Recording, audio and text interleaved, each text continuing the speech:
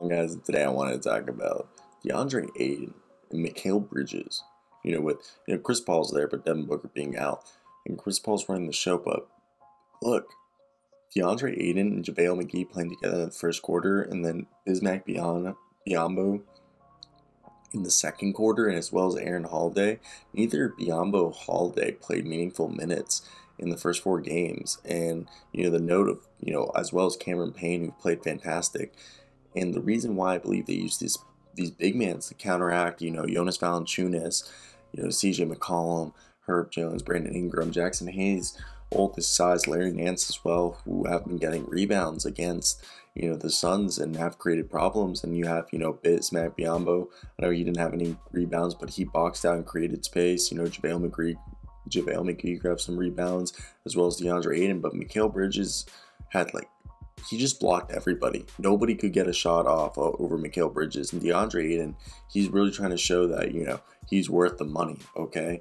And over, the last few games, this is a guy who's averaging for the postseason about 21 points a night, okay? Shooting, 69% from the field. And the crazy part about him is that, look, for the season, our man, DeAndre Ayton, he's never been known as a three-point shooter. Yeah, he attempted this year 19 threes for his career. He's attempted 56 threes.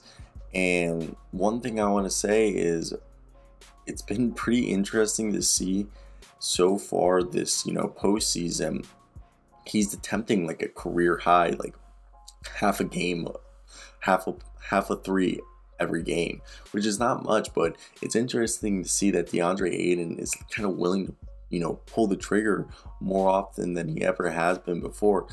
Not like it's, creating anything different, but this is a guy who wanted a max contract and he didn't get it. And I think he's balling out to show that, I want my max contract. I want my max contract. And DeAndre Ayton is a guy that I think he's a very fun player to watch. And it's crazy to forget. People forget DeAndre Ayton was number one pick.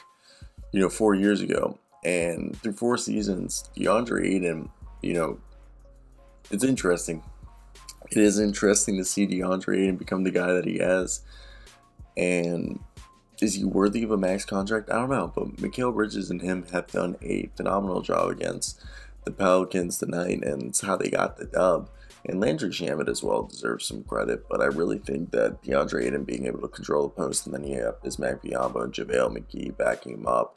He controls the inside, and he's one of the best. He's a top 5 center. We can agree on that.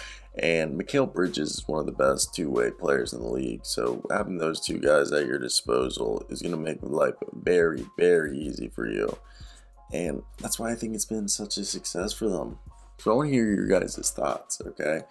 What do you guys think of DeAndre Ayton, and are you guys agreeing with me that this team is having this success? And I honestly think it's going to be potentially, Warriors Suns in the conference finals at this point. Because why wouldn't it be, And I think Ayton being there as well with my man